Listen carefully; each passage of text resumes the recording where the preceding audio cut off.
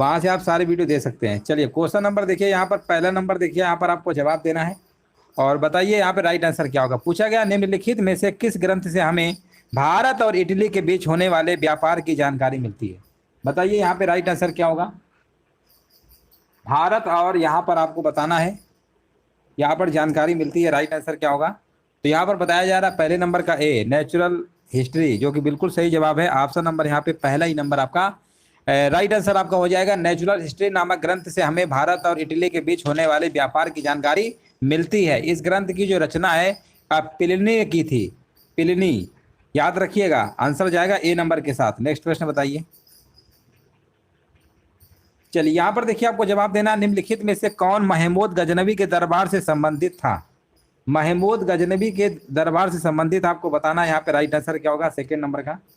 और second number का देखिए हमारे भी जवाब आ गया, बिल्कुल सही जवाब दिया गया। यहाँ पर बताया जा रहा है यहाँ पर देखिए सभी होंगे, फिरदौसी भी आपके, उत्बी भी है, अलबरूनी भी है।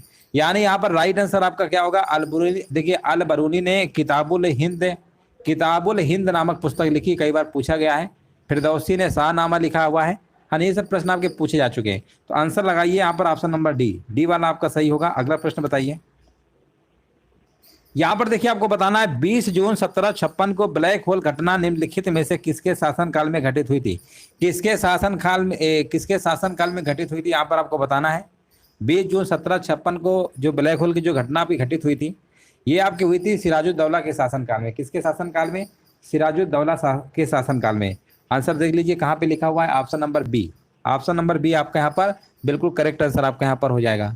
हाँ देखिए यहाँ पर क्या था कि जो नवाब सिराजुद्दौला थे, है ना, उन्होंने क्या किया, कलकत्ते घेरेबंदी को लेकर अंग्रेजों से नाराज थे और उन्होंने एक छोटे से कमरे में 146 अंग्रेजों को क्या किया, बंद कर दिया था। और इसके बाद अगले दिन जब देखा तो सिर्फ 23 लोग ही जिंदा बचे थे, है ना, 23 लोग ही जिंदा बचे थे। इसी को ब्लैक होल काल कोठरी की घटना कहते हैं, है ना। ऑप्शन नंबर बी होगा। अगला प्रश्न बताइए। क्वेश्चन नंबर देखिए, यहाँ पर 4 नंबर जवाब देना है। सविनय अवज्ञा आंदोलन के रूप में महात्मा गांधी ने दांडी मार्च कब किया था। दांडी मार्च की बात करेंगे तो 12 मार्च 1930। 12 मार्च 1930 को देखिए यहाँ पर दांडी मार्च आपका प्रारंभ होता है। और ये जो साबरमती आश्रम से लेकर प्रारंभ किया गया था, इसमें 78 अनुयायी, यानी टोटल आपके 78 अनुयायियों के साथ ये यात्रा थी आपकी, है ना। और यहाँ पर बिल्कुल सही जवाब है, 12 मार्च को शुरू होता है और 6 अप्रैल 1930 को ये दांडी तट पर गुजरात में पहुंचकर कानून तोड़कर ये नमक बनाया गया। और सविनय अवज्ञा आंदोलन भी आपका इसी समय प्रारंभ हो जाता है। तो कई बार पूछा गया कि सविनय अवज्ञा आंदोलन कब प्रारंभ हुआ था, ये आपका 1930 में, ठीक है ना। तो यहाँ पर आंसर क्या होगा, कब किया गया था। ऑप्शन नंबर यहाँ पे आपका बी नंबर होगा। बी नंबर कह रहा है। क्वेश्चन नंबर 4 का आपका डी नंबर, 12 मार्च 1930। 12 मार्च 1930 यहाँ पे बिल्कुल सही है। अगला प्रश्न बताइए। यहाँ पर देखिए क्वेश्चन नंबर देखिए 5 नंबर आपसे पूछा गया है, आपको बताना है यहाँ पे राइट आंसर क्या होगा। महावीर स्वामी का प्रथम शिष्य कौन था। देखिए महावीर स्वामी आपके जैन धर्म के आपके 24वें तीर्थकर थे। अब पूछा गया है प्रथम शिष्य कौन था। तो 5 नंबर का अगर आपका जवाब बी आ रहा है, जमाली, तो बिल्कुल सही जवाब दे रहे हैं। 5 नंबर का बी आपका सही होगा। हाँ बिल्कुल सही आंसर आपका हो जाएगा। अगला प्रश्न बताइए। यहाँ पर देखिए आपको जवाब देना है, क्वेश्चन नंबर 6 नंबर का जवाब देना, निम्नलिखित में से कौन से राष्ट्रीय नेता पॉवर्टी एंड अनबेटेड लिखा गया। देखिए प्रश्न बहुत बार पूछा गया है। ये जो आपका प्रश्न है ना, the poverty and unabated rule in India के लेखक कौन है, ये बहुत बार पूछा गया है। यहाँ पर देखिए आपको आंसर देना, यहाँ पर क्या होगा, ये कई बार एग्जाम में पूछा जा चुका है। चलिए यहाँ पर देखिए आपको आंसर बताना है क्या होगा। तो इसके दादा भाई नौरोजी बताया जा रहा है, बिल्कुल सही जवाब है। ऑप्शन नंबर यहाँ पे सी नंबर राइट आंसर आपका यहाँ पर हो जाएगा, बिल्कुल करेक्ट आंसर आपका है। अगला प्रश्न बताइए। यहाँ पर देखिए आपको बताना है 1904 में किसने क्रांतिकारियों की गोपनीय समिति के रूप में अभिनव भारत का आयोजन किया गया था। अभिनव भारत का आयोजन किया गया था। क्वेश्चन नंबर देखिए 7 नंबर के यहाँ पर बताया जा रहा है वी.डी. सावरकर, जो कि बिल्कुल करेक्ट आंसर आपका है। अगला प्रश्न है, रास बिहारी बोस के द्वारा संगठित भारतीय स्वतंत्रता लीग किस संगठन का एक अग्रदूत था। किस संगठन का एक अग्रदूत था, आपको बताना है। यहाँ पे राइट आंसर आपका क्या होगा। चलिए क्वेश्चन नंबर देखिए यहाँ पर जवाब देना है, राइट आंसर क्या होगा। हाँ बिल्कुल देखिए करेक्ट आंसर दिया गया। यहाँ पर 8 नंबर का जवाब बताया जा रहा है बी नंबर, भारतीय राष्ट्रीय फौज, है ना, बिल्कुल सही जवाब है। अगला प्रश्न बताइए। यहाँ पर बताइए, अंग्रेजों के विरुद्ध खान अब्दुल गफ्फार खान के द्वारा प्रारंभ किए गए आंदोलन का नाम क्या है। ये प्रश्न ने बहुत बार कराया है, ये भी प्रश्न ने बहुत बार कराया है। अंग्रेजों के विरुद्ध खान अब्दुल गफ्फार खान के द्वारा प्रारंभ किए गए आंदोलन का नाम क्या था? तो यहाँ पर अगर आपका जवाब है लाल कुर्ती, तो ऑप्शन नंबर आपका ए बिल्कुल सही है। मद्रास हिंदू सामाजिक सुधार एसोसिएशन का जो आरंभ है ये किसकी मदद के लिए हुआ था? किसकी मदद के लिए हुआ था? 10 नंबर का जवाब देना है। यहाँ पर आंसर आपका होगा, है ना, देवदासियों। ऑप्शन नंबर 10 नंबर का ऑप्शन नंबर क्या होगा? राइट आंसर आपका हो जाएगा। देवदासियों की मदद के लिए आपका हुआ था। देवदासी हिंदू धर्म की एक प्राचीन क्या प्रथा है, याद रखिएगा। और देवदासियों के द्वारा मंदिरों में नृत्य किया जाता था, याद रखिएगा। आंसर आपका क्या होगा? बिल्कुल करेक्ट आंसर आपका यहाँ पर हो जाएगा। अगला प्रश्न बताइए। यहाँ पर देखिए आपको बताना न्यूट्रॉन तारे, है ना, यहाँ पर देखिए आपको बताना राइट आंसर क्या होगा। पूछा गया है आपसे, यहाँ पर आपको जवाब देना है। लिखा हुआ है न्यूट्रॉन तारे पल्सर के सिकुड़ने से बना असीमित घनत्व का द्रव्य युक्त पिंड जो किसी प्रकार के विकिरण को बाहर नहीं जाने देता क्या कहलाता है? 11 नंबर का आपको जवाब देना है। तो उसे हम क्या कहते हैं? उसे हम कहते हैं ब्लैक होल कहते हैं। ऑप्शन नंबर यहाँ पे क्या होगा? ब्लैक होल आपका सही होगा। अगला प्रश्न है बैंगुला धारा किस महासागर की शीतल धारा है? 12 नंबर आपको बताना है। बैंगुला धारा है दक्षिण अटलांटिक महासागर में प्रवाहित होती है। ये एक ठंडी जल धारा है। कैसी है? ठंडी जल धारा है, बिल्कुल सही बात है। लेकिन ये आपकी दक्षिण अटलांटिक महासागर में क्या है? प्रवाहित होती है। हाँ, प्रवाहित होती है दक्षिण अटलांटिक महासागर में। तो आंसर लगा दीजिए। ऑप्शन नंबर पहला ही आपका बिल्कुल करेक्ट आंसर आपका यहाँ पर हो जाएगा। 12 नंबर का ये है। यहाँ पर बताइए मशरूम चट्टान निम्नलिखित में से किससे संबंधित है? मशरूम जो चट्टान है निम्नलिखित में से किससे संबंधित है? 13 नंबर का जवाब हमारे बीच आ चुका है। यहाँ पर बताया जा रहा है मरुस्थलीय स्थलाकृति। ऑप्शन नंबर आपका ए नंबर सही होगा। यहाँ पर बताइए गिर नेशनल पार्क किस राज्य में? बहुत बार हमने कराया है। गिर जो नेशनल पार्क है आपका, ये कौन से राज्य में? ये आपका गुजरात में। कौन से राज्य में? गुजरात में है। निम्नलिखित में से कौन सा पर्वतीय दर्रा उत्तराखंड में स्थित नहीं है? यहाँ पर आपको बताना है कौन सा पर्वतीय दर्रा जो है उत्तराखंड में स्थित नहीं है। यहाँ पर देखिए 15 नंबर का आपको जवाब देना है। राइट आंसर आपका क्या होगा? और 15 का बताया जा रहा है बी नंबर सिपकिला दर्रा, बिल्कुल सही जवाब है। अगला प्रश्न बताइए निम्नलिखित में से मानव सूचकांक मानव विकास सूचकांक में शामिल किया जाता है? किसे शामिल किया जाता है? निम्नलिखित में से किसे मानव विकास सूचकांक में शामिल किया जाता है? 16 नंबर का बताया जा रहा है डी नंबर। वास्तविक प्रति व्यक्ति आय, वयस्क साक्षरता, जीवन प्रत्याशा, यानी ये सभी आपका सही है। भारत में मौद्रिक नीति का निर्धारण कौन करता है? 17 नंबर बताइए। तो ये करता है आपका रिजर्व बैंक ऑफ इंडिया करता है, आरबीआई करता है। जिनका भी जवाब आरबीआई आ रहा है बिल्कुल सही जवाब दे रहे हैं। यहाँ पर आपको बताना है इनमें से कौन सा प्रत्यक्ष कर है? प्रत्यक्ष कर का मतलब होता है डायरेक्ट टैक्स, और डायरेक्ट टैक्स इसमें कौन सा होगा? 18 नंबर का यहाँ पर बताया जा रहा है। देखिए वह कर जो सीधे तौर पर करदाता से ही वसूला जाता है उसे आप प्रत्यक्ष कर कहते हैं। जैसे आपका आयकर हो गया, व्यय कर हो गया, और संपत्ति कर हो गया, निगम कर हो गया, ये सब आपके क्या होते हैं? प्रत्यक्ष कर के उदाहरण है। तो आंसर क्या होगा? 18 नंबर का यहाँ पर सी नंबर आपका राइट आंसर आपका यहाँ पर होगा। अगला प्रश्न है इनमें से बताइए कौन सी आयकर की गणना के लिए कुल आय में से कटौती नहीं है? कुल आय में से कटौती नहीं है। 19 नंबर का आपका जवाब यहाँ पर होगा व्यक्तिगत ऋण पर ब्याज। व्यक्तिगत ऋण पर ब्याज। अगला प्रश्न बताइए निम्नलिखित में से कौन सा बैंकों के राष्ट्रीयकरण का लक्ष्य नहीं है? है ना, यहाँ पर बताइए कौन सा बैंकों के राष्ट्रीयकरण का लक्ष्य नहीं है? 20 नंबर का यहाँ पर बताया जा रहा है ऑप्शन नंबर बी बैंकिंग कारोबार का संकेंद्रण। ऑप्शन नंबर बी आपका बिल्कुल करेक्ट आंसर आपका है। भारत में पंचायती राज की अनुशंसा के लिए बनी समिति के अध्यक्ष कौन थे? यहाँ पर 21 नंबर का बताया जा रहा है बलवंत राय मेहता समिति। पंचायती राज सभी को पता है राजस्थान के नागौर जिले में सबसे पहले आपकी हुई थी, उसके बाद आंध्र प्रदेश में। बलवंत राय मेहता बिल्कुल सही जवाब है। भारतीय संविधान में संशोधन का जो प्रावधान है किस अनुच्छेद में किया गया है? यह अनुच्छेद नंबर आपका 368 है। भाग नंबर की बात करेंगे, भाग नंबर आपका 20 है ना। आर्टिकल याद रखिएगा, भाग भी याद रखिएगा। मुख्य चुनाव आयुक्त को पद से हटाया जा सकता है? 23 नंबर में आपको जवाब देना है।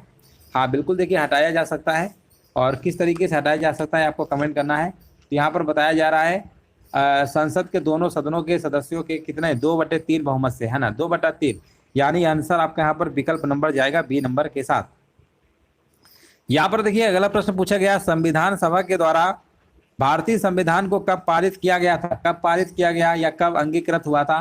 तो देखिए ये अंगीकृत पूछिए या पारित हुआ था या बनकर तैयार हुआ था, ये आपका हो गया था 26 नवंबर 1949 को ही। 26 नवंबर 1949 को, और जो लागू हुआ था वो आपका हुआ था 26 जनवरी 1950 को। इस चीज़ को याद रखिए। 2 महीने बाद आपका पहले ही बन गया और लागू हुआ था 2 महीने बाद। 2 महीने बाद। 24 नंबर का आपका डी नंबर सही है। भारत की संसद के द्वारा हिंदू विवाह अधिनियम कब लागू किया गया? 25 नंबर का जवाब देना है। तो ये लागू किया गया था आपका 1955। 1955 देख लीजिए, सभी का आ रहा है। नेक्स्ट प्रश्न बताइए। यहाँ पर देखिए आपको जवाब देना है। 26 नंबर पूछा गया, क्लोरोफाइसी के सदस्यों को प्रायः, यहाँ पर लिखा हुआ है शैवाल कहते हैं। कौन शैवाल कहते हैं? तो यहाँ पर आपका आंसर हो जाएगा हरा शैवाल। हरा शैवाल यहाँ पे बिल्कुल करेक्ट आंसर आपका है। उत्तल और अवतल दर्पण किसके उदाहरण होते हैं? ये भी प्रश्न हमने कई बार आपको कराया है। उत्तल और अवतल दर्पण जो होते हैं किसके उदाहरण हैं? 27 का बताया जा रहा है गोली दर्पण की, बिल्कुल सही बात है। वह परिवर्तन जिसमें एक या एक से अधिक नए पदार्थ बनते हैं क्या कहलाता है? एक से अधिक अगर नए पदार्थ बनते हैं क्या कहलाता है? देखिए, वह परिवर्तन जिसमें एक या एक से अधिक पदार्थ नए बनते हैं उन्हें हम रासायनिक परिवर्तन कहते हैं। जैसे हमने कहा दूध से दही बन गया, दूध से दही बन गया, ये अलग बात है कि दही से दूध नहीं बना सकते हैं, लेकिन इसमें बनता है। लेकिन भौतिक परिवर्तन में कोई नया पदार्थ आपका नहीं बनता है, तो यहाँ पर रासायनिक परिवर्तन वाला ऑप्शन आपको लगा देना है। हाँ बिल्कुल सही है। अगला प्रश्न बताइए। धातुओं का वह गुण जिसके कारण उन्हें पीट कर शीट में परिवर्तित किया जा सकता है क्या कहलाता है? उसे हम क्या कहते हैं? तो उसे हम कहते हैं आघात वर्धनीयता कहते हैं। आघात वर्धनीयता कहते हैं। ऑप्शन नंबर बी आपका सही है। पर्णहरित जिसे आप क्लोरोफिल कहते हैं का मुख्य खनिज घटक है। 30 नंबर का देखिए कमेंट करना है, राइट आंसर क्या होगा? देखिए, पर्णहरित का जो मुख्य खनिज घटक मैग्नीशियम होता है। पर्णहरित वर्णक जो मुख्यतः हरित लवक नामक पादप कोशिकाओं में पाया जाता है, जो प्रकाश संश्लेषण में भाग लेता है। पत्तियों का जो हरा रंग है ना, वो पर्णहरित की वजह से ही होता है। आंसर क्या होगा? मैग्नीशियम। ऑप्शन नंबर बी होगा। जिनका भी बी नंबर आ रहा है ना, बिल्कुल सही जवाब दे रहे हैं। अगला प्रश्न बताइए। अपने को संकट में डालना अर्थ के लिए मुहावरा क्या होगा? अपने को संकट में डालना, इसका मतलब होता है ना, बिल्ली के गले में घंटी बांधना होता है। बिल्ली के गले में घंटी बांधना कहाँ लिखा हुआ है? पहले ही विकल्प आपका यहाँ पे करेक्ट आंसर आपका हो जाएगा। हल्दी घाटी के रचनाकार कौन है? 37 नंबर का देखिए आपको जवाब देना है। हल्दी घाटी के रचनाकार कौन है? और यहाँ पर बताया जा रहा है श्याम नारायण पांडे, बिल्कुल सही जवाब है। ऑप्शन नंबर यहाँ पे पहला ही विकल्प आपका हो जाएगा। इनमें से देखिए वर्तनी की दृष्टि से आपको बताना शुद्ध शब्द कौन सा है। शुद्ध शब्द बताइए यहाँ पर। 38 नंबर का क्या होगा? तो अध्ययन देख रहे हैं ना, अध्ययन कैसे लिखते हैं? ऑप्शन नंबर यहाँ पे आपका आगामी नहीं आगामी होता है ना। अधिकार भी गलत लिखा हुआ है, अनुसरण भी गलत लिखा हुआ है। कृत्रिम बताइए इनमें से किसका विलोम है? कृत्रिम की बात करेंगे, कृत्रिम मतलब बनावटी नकली होता है, और इसका विलोम क्या होगा? इसका विलोम हो जाएगा प्राकृतिक आपका हो जाएगा। अगला है अनिल और अनल का सही अर्थ देने वाले शब्द युग्म कौन सा है? देखिए, अनिल होता है हवा और अनल होता है आग, यानी वायु, और क्या होगा? अग्नि। ऑप्शन नंबर यहाँ पे लगा दीजिए 40 नंबर का ए नंबर। ए नंबर देख लीजिए, जिनका भी आ रहा है बिल्कुल सही जवाब दे रहे हैं। अगला प्रश्न बताइए। भारतीय पुरुष क्रिकेट टीम के मुख्य चयनकर्ता के रूप में किसे नियुक्त किया गया है? यहाँ पर देखिए आपको 51 नंबर का जवाब देना है। राइट आंसर आपका यहाँ पर क्या होगा? 51 नंबर में जल्दी से कमेंट कर दीजिए सभी लोग, यहाँ पे आंसर क्या होगा? हाँ, यहाँ पर देखिए हमारे भी जवाब आ चुका है, बिल्कुल सही जवाब दिया गया है। 51 का बताया जा रहा है बी नंबर, अजीत अगारकर, है ना, अजीत अगारकर। यहाँ पर आपका आंसर क्या होगा? राइट आंसर आपका हो जाएगा। भारतीय पुरुष क्रिकेट टीम के मुख्य चयनकर्ता के रूप में किसे नियुक्त किया गया है? ये प्रश्न था आपका। अजीत अगरकर बिल्कुल सही जवाब है ना। अजीत अगरकर क्या है? बिल्कुल सही है। पहले चेतन शर्मा थे ना, अब उनकी जगह क्या है? उनकी उनकी जगह ये जिम्मेदारी संभालेंगे। चलिए आगे बढ़ते हैं। अजीत अगरकर क्रिकेटर है आपके, पहले खेलते थे मैच, आप लोगों ने देखा होगा। अगला प्रश्न बताइए। ग्लोबल पीस इंडेक्स 2023 के अनुसार दुनिया का सबसे शांतिपूर्ण देश कौन सा है ना? सबसे शांतिपूर्ण देश की बात हो रही है।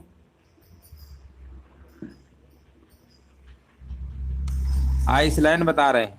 52 का देखिए कह रहे हैं आइसलैंड होगा, बिल्कुल सही बात है। ऑप्शन नंबर सी होगा। अगला प्रश्न बताइए। हाँ, यहाँ पर देखिए बिल्कुल सही जवाब है।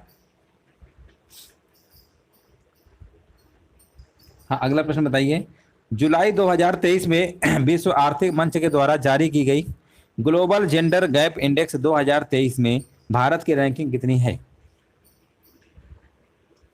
हाँ, 53 का भी जवाब यहाँ पर आपका हो जाएगा। 127वीं है। कौन सी है? 127वीं है, 140वीं नहीं है। 53 का आपका बी नंबर सही होगा।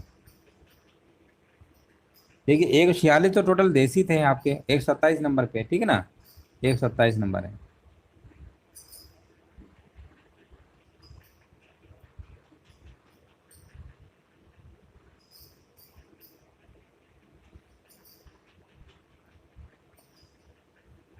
पहले 135 था 2022 में, 2023 में 127 हो गया। ठीक है, चलो आगे बढ़ते हैं। हाँ, यहाँ पर बताइए किस राज्य सरकार के द्वारा वन टैप वन ट्री अभियान की शुरुआत की गई है? आसान प्रश्न है, 54 नंबर। ये आपका उत्तर प्रदेश है ना, उत्तर प्रदेश बिल्कुल सही है। अगला प्रश्न बताइए।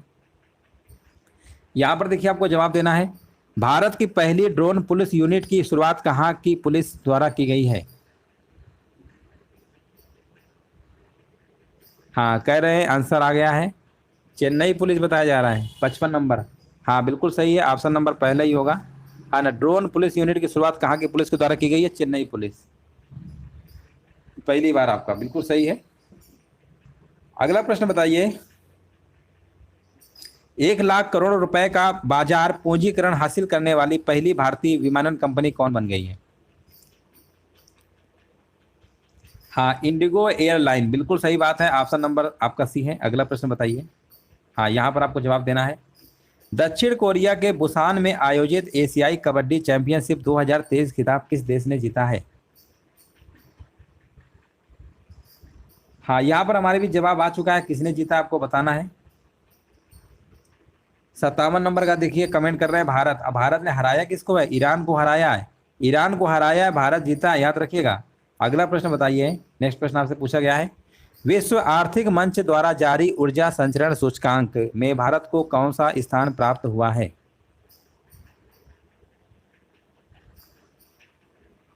बताया जा रहा है 58 नंबर का जवाब, जिनका भी जवाब आ रहा है ना, सी नंबर, 67वें स्थान पर, बिल्कुल सही आंसर दे रहे हैं। अगला प्रश्न बताइए, जून 2023 में पंजाब के अमृतसर में संपन्न सीनियर महिला राष्ट्रीय फुटबॉल चैंपियनशिप का खिताब किस राज्य ने जीता है? हाँ, ये किसने जीता आपको बताना है, राइट आंसर क्या होगा?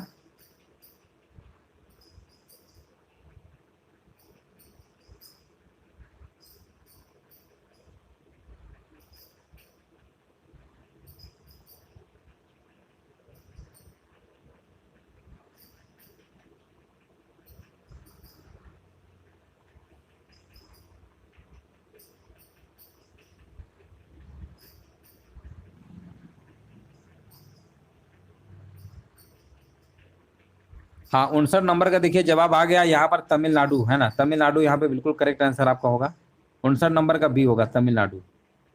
देख लीजिए, तमिलनाडु आ रहा है आंसर सभी का। अगला प्रश्न बताइए,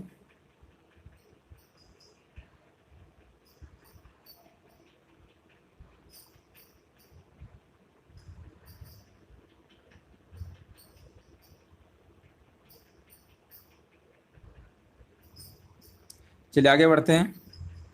यहाँ पर बताइए 60 नंबर, पूछा गया बाल साहित्य के लिए हिंदी भाषा का साहित्य अकादमी पुरस्कार 2023 किसे दिया गया है? तो ये दिया गया है आपका सूर्यनाथ सिंह को, सूर्यनाथ सिंह आपका सही है। अगला प्रश्न बताइए।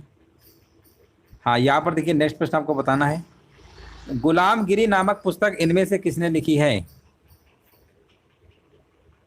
61 नंबर देखिए आपको जवाब देना है, गुलामगिरी नामक पुस्तक इनमें से किसने लिखी है? 61 नंबर का आपको कमेंट करना है। ये लिखी गई है ज्योतिबा राव फूले ने, है ना। ऑप्शन नंबर यहाँ पे क्या होगा? ऑप्शन नंबर पहला ही आपका सही होगा। अर्थशास्त्र का नोबेल पुरस्कार किसके द्वारा दिया जाना आरंभ हुआ? अर्थशास्त्र की अगर हम बात करेंगे तो आपका स्वीडिश सेंट्रल बैंक के द्वारा प्रदान किया जाता है, स्वीडिश सेंट्रल बैंक। ऑप्शन क्या लगाएंगे? बी नंबर, अल्फ्रेड नोबेल के नाम पे आपका ये नोबेल पुरस्कार रखा गया, जो कि स्वीडन देश के आपके निवासी थे। इन्होंने डायनामाइट का आविष्कार किया था। यहाँ पर बताइए, भारत संयुक्त राष्ट्र संघ का सदस्य कब बना? 63 नंबर। ये बना था आपका 1945। कब बना था? 1945। आंसर क्या होगा? ऑप्शन नंबर ए आपका सही है। अगला प्रश्न बताइए, संघाई कारपोरेशन संगठन में कौन कौन से देश शामिल हैं? संघाई कारपोरेशन संगठन में कौन कौन से देश शामिल हैं? 64 नंबर का आपको जवाब देना है। और 64 नंबर का हमारे भी जवाब आ चुका है, बिल्कुल सही जवाब दिया गया है। कह रहे हैं ए नंबर, चीन भी शामिल है, रूस, कजाकिस्तान, उज्बेकिस्तान, तजाकिस्तान और किर्गिस्तान। यहाँ पर बताइए, नेपाल के पड़ोसी भारतीय राज्यों का युग्म है। 65 नंबर का बताइए क्या होगा? तो यहाँ पर आपका नेपाल के पड़ोसी राज्य हो जाएंगे सिक्किम और बिहार। 65 नंबर का देख लीजिए, सभी का बी आ रहा है। देखिए, भारत के 5 राज्य उत्तराखंड, उत्तर प्रदेश, बिहार, सिक्किम और पश्चिम बंगाल जो है नेपाल की सीमा को स्पर्श करते हैं। भारत का राज्य सिक्किम जो है 3 देश हैं आपके, नेपाल, भूटान और चाइना। की सीमाओं को स्पर्श करता है? याद रखिएगा, आंसर आपका जाएगा डी के साथ। विश्व के किस क्षेत्र को आप बुशमैन से संबद्ध करेंगे? 66 नंबर का आपको जवाब देना है। बुशमैन एक जनजाति का नाम है जो कालाहारी मरुस्थल में निवास करती है। कालाहारी मरुस्थल। आंसर क्या लगाएंगे? ऑप्शन नंबर आपका डी नंबर आपका सही होगा। देश में प्रथम कृषि विश्वविद्यालय की जो स्थापना है किस वर्ष हुई थी? देखिए यहां पर आपको बताना राइट आंसर क्या होगा। हमारे देश में देखिए बात करेंगे कृषि विश्वविद्यालय जो आपका है गोविंद वल्लभ पंत कृषि एवं प्रौद्योगिक विश्वविद्यालय की स्थापना 17 नवंबर 1960 को हुई थी। याद रखिएगा 1960 को हुई थी, है ना। अब इसे उत्तराखंड में जो है अब इसे पंतनगर के नाम जानते हैं, पंतनगर में है, पंतनगर विश्वविद्यालय के नाम से जानते हैं। तो आंसर क्या लगाएंगे? आंसर क्या लगाएंगे बताइए? 67 नंबर का बी नंबर 1960 बिल्कुल सही जवाब होगा। राष्ट्रीय खेल दिवस आपका 29 अगस्त को मनाया जाता है। मेजर ध्यानचंद के जन्म दिवस के अवसर पर मनाया जाता है ये आपका। भारतीय संसद का कौन सा सदन निम्न सदन कहलाता है? देखिए राज्यसभा आपका उच्च सदन होता है और लोकसभा आपका निम्न सदन होता है। वो अलग बात है, सीटें ज़्यादा होती है ना। 69 नंबर यहाँ पर क्या होगा आपका? ऑप्शन नंबर ए नंबर आपका राइट आंसर आपका यहाँ पर हो जाएगा। अगला प्रश्न है, किस भारतीय राज्य को 5 नदियों की भूमि कहा जाता है? ये कहा जाता है आपका पंजाब को कहा जाता है, पंजाब। ऑप्शन नंबर बी होगा। यहाँ पर आप देख सकते हैं प्रमुख खेलों में खिलाड़ियों की संख्या, यहाँ पर आप देख सकते हैं आपका स्टैटिक का पार्ट है, जनरल अवेयरनेस का पार्ट है आपका।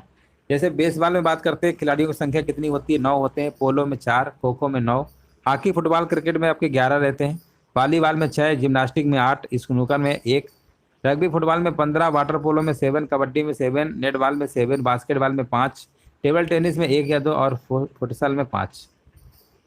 विभिन्न खेलों के देखिए यहाँ पर परिसर आप अच्छे से याद कर सकते हैं। जैसे आपका कोर्ट में आपका खेल टेनिस है, बैडमिंटन, नेटबॉल ये सब आपका है, खो खो, कबड्डी।